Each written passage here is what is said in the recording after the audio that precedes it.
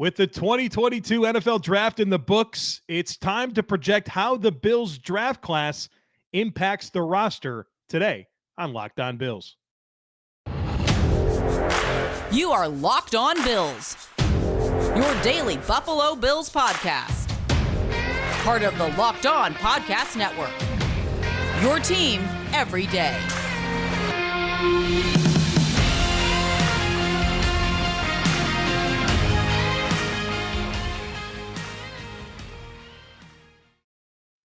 What's up, Bills Mafia? It's Joe Marino from the Draft Network, and I'm your host of Locked On Bills.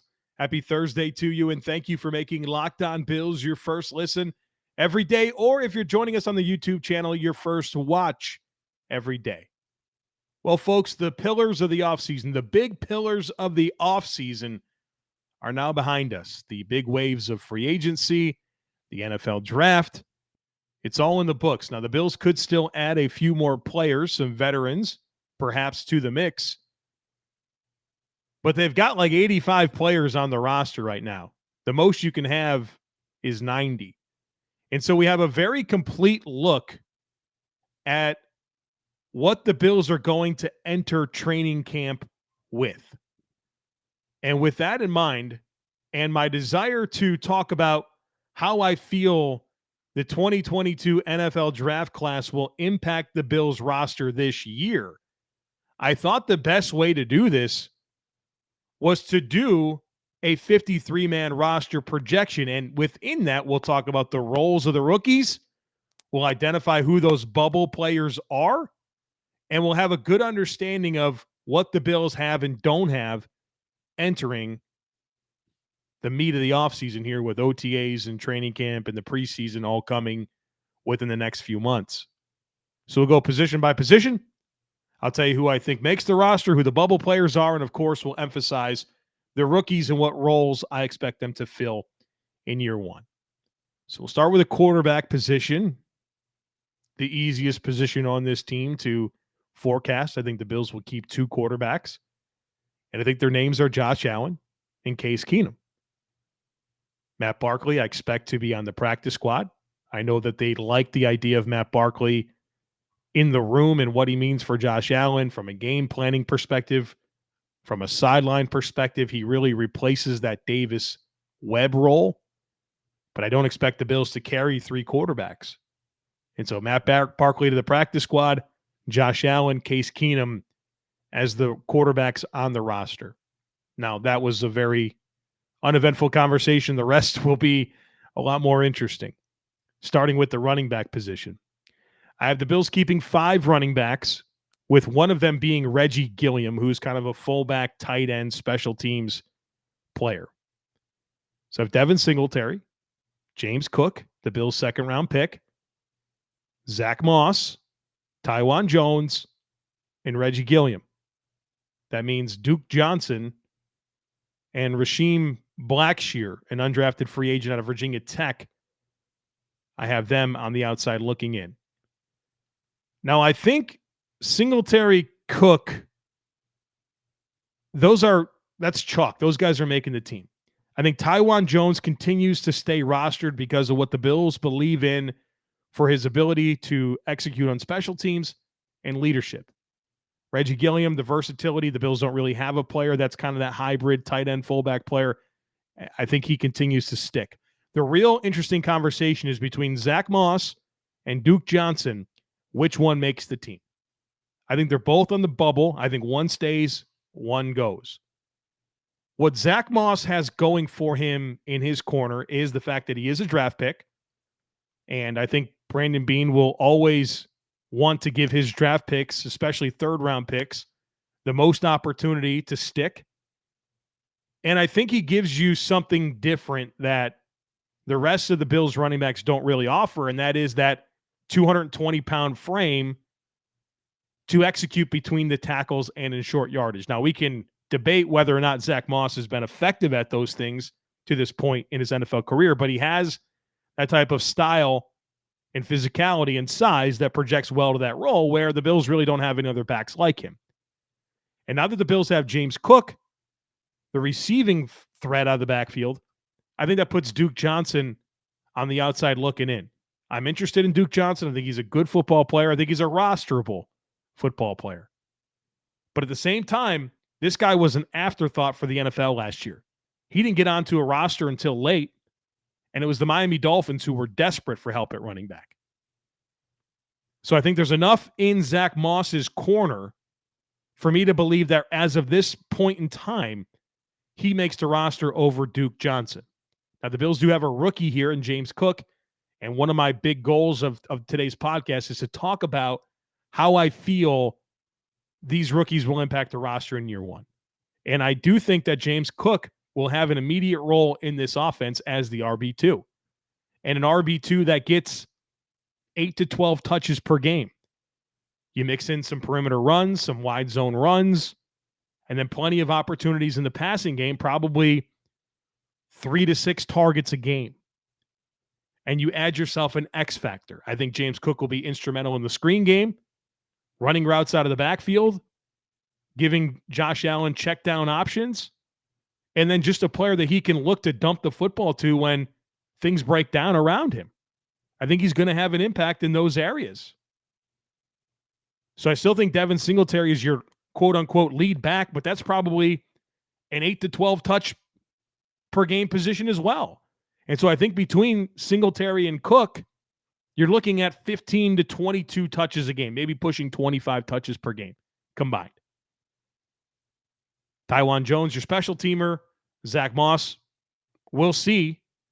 We'll see if he gets an active jersey on Sundays, but he's your downhill presence, your between the tackles runner, and Reggie Gilliam's your versatile tight end, fullback, special teams player. At wide receiver, I think the Bills will keep 6 wide receivers. Right now, I have it as Stefon Diggs, Gabriel Davis, Jamison Crowder, Khalil Shakir, rookie, 5th-round pick, Boise State, Isaiah McKenzie, and Jake Kumaro. That means Keith Corbin III, Isaiah Hodgins, Tanner Gentry, Neil Powell, Marquez Stevenson, and Malik Williams are all on the outside looking in. The only hard decision here was Marquez Stevenson. If the Bills keep 7 receivers, I think there's a spot for Marquez Stevenson. And certainly if there's an injury, he's the first one up. But I don't think the Bills will keep 7 receivers. I've talked about it in the past. I would love for them to keep 7, but I think they're going to keep 6. And Diggs, Davis, Crowder, your featured guys in 11 personnel sets. You can sprinkle in Isaiah McKenzie from time to time. I think Khalil Shakir will continue to make some noise at the position, but I think he's more of a player that claims a bigger role in 2023, at least within the offense. I think we'll get some targets in year one, but I think he's more of a 2023 projection. Now, where I think Khalil Shakir can help this team in 2022 is as the featured punt returner. 48 fielded punts in college, including fair catches. 2 muffs his first season, none after. Has good body control, hands, toughness. I think he projects well to being the Bills' lead punt returner. I think he's the favorite for that job. So a few targets on offense, primary punt returner, and then has a really good chance to be the Bills' featured slot receiver in 2023 and beyond. But I think Jamison Crowder is the leader in the clubhouse to be the Bills' primary slot receiver in 2022, and I'm excited for him in that role. So Diggs, Davis, Crowder, Shakir, McKenzie, Kumaro, my projected players the Bills keep at this point at wide receiver. Whether she prefers a statement piece or everyday subtle elegance, BlueNile.com has fine jewelry options for every mom. Shop high-quality classic diamond earrings, elegant tennis bracelets, or gemstone pendant necklaces. Looking for fine jewelry but having trouble choosing? Blue Nile has jewelry experts on hand 24/7, available via phone or chat to help you find a memorable gift at every budget. Celebrating the special women in your life? On BlueNile.com, you can easily navigate thousands of fine jewelry options at every price point. This Mother's Day, give mom something she'll treasure forever with fine jewelry from BlueNile.com. And Locked On Sports listeners Get $50 off a purchase of $500. This podcast exclusive is only good through Mother's Day. Use code LOCKEDON. That's code LOCKEDON. Plus, every order is insured, ships free, and arrives in discreet packaging that won't give away what's inside. Shop stress-free and find your forever peace. Go to BlueNile.com today.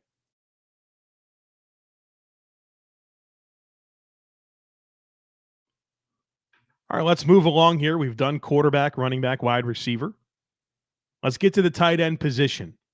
I think the Bills will roster 3 tight ends this year. And I know that they've typically kept 2 plus Reggie Gilliam. But I think this year they go 3 because I do think 12 personnel will be a bigger part of what the Bills do on offense this year. I don't think you sign O.J. Howard if you don't plan on running more 12 personnel. So I do have the Bills keeping Dawson Knox, O.J. Howard, and Tommy Sweeney. I think the Bills appreciate Tommy Sweeney and his character and his baseline skill set across the board. I don't think he's a very dynamic football player. I think his ceiling is as a tight end 3, but I think his intangibles give him the upper hand when it comes to being the tight end 3. That means Quentin Morris, a UDFA from last year, and Jalen Weidermeier, a UDFA from this year, are on the outside looking in.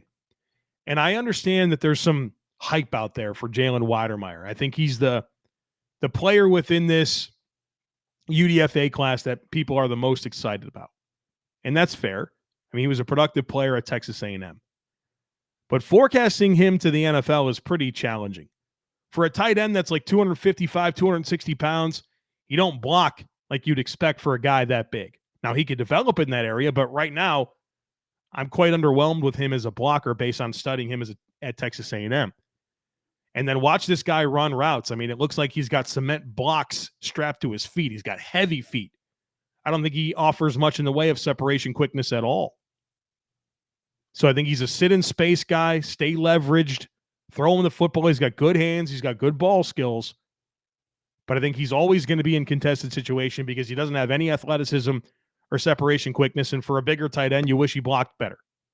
So I don't think he's a shoo-in to make this roster.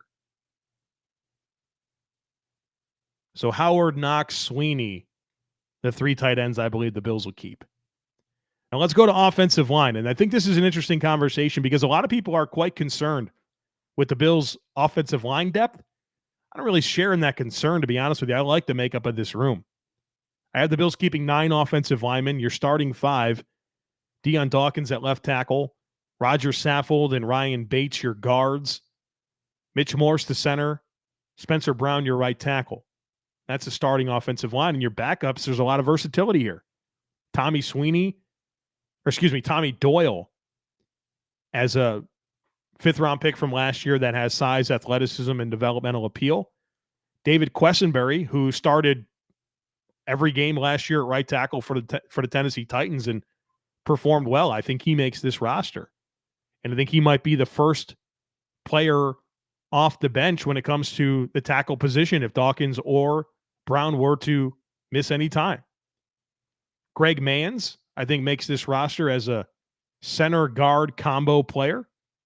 And then I think Cody Ford is still in the mix. I have him making this roster. I know there's a lot of appeal from both Coach Cromer and Brandon Beane about Cody Ford this year getting a fresh start. Brandon Beane said as much recently in his press conferences.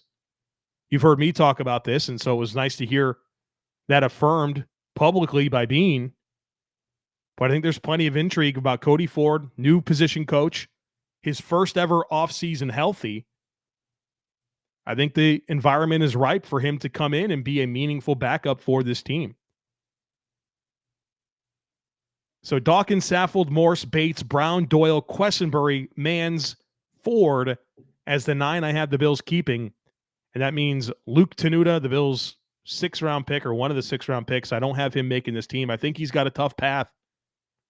He has to beat out, I mean, obviously Dawkins, Brown, your starters. He'd have to beat out Doyle and Questonberry. I don't see it. So I have him on the outside looking in. Bobby Hart, cut. Jacob Capra, cut, Alec Anderson cut, and then Ike Bacher is a player that I think starts the year on the PUP list. So the Bills will have a free spot with him. He'll have to miss the first 6 weeks of the season. But I think the Bills will be happy to stash him. And after 6 weeks, if there's an injury, it's a wonderful thing to have Ike Bacher in the bullpen to call up and be on the roster. But I struggle to find the path for Tenuta to make this team. I really, really do.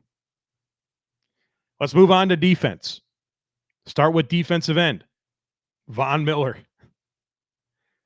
Oh, man, that's still not normal for me to identify Von Miller as a Buffalo Bill, but here we are. Von Miller, Greg Rousseau, AJ Epinesa, Boogie Basham, Shaq Lawson. 5 defensive ends. I think it's pretty cut and dry. Mike Love, Kingsley, Jonathan, the 2 backups or players I had getting cut in this scenario. I think this is very, very straightforward. Miller, Rousseau, Epinesa, Basham, Lawson. The fun question is going to be sorting out which 4 they dress on game days. Sorting through Epinesa, Basham, and Lawson.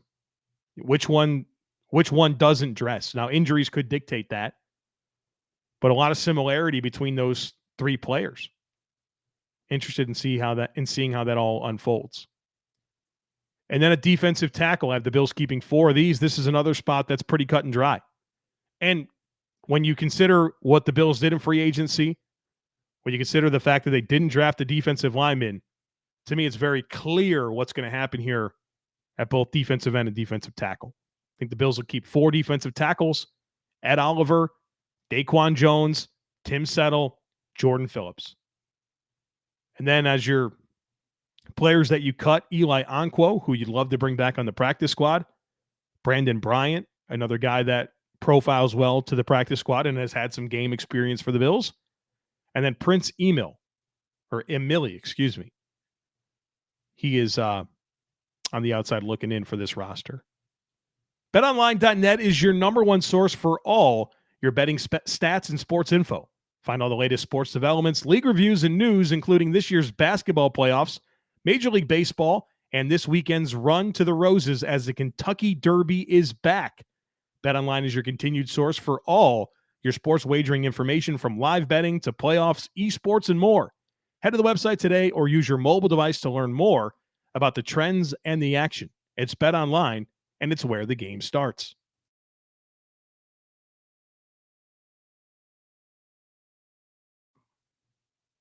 All right, we need to get to the back 7 on defense and the specialist. Next up is linebacker. Tremaine Edmonds. I have the Bills keeping 6 linebackers. Tremaine Edmonds, Matt Milano, Terrell Bernard, the Bills' 3rd-round pick, Tyrell Dodson, Tyler Matakevich, and Andre Smith. Now, sorting out this depth was pretty challenging. And let's look at the players I have not making the roster. 7th-round pick Balin Spector, Joe Giles Harris, Markel Lee.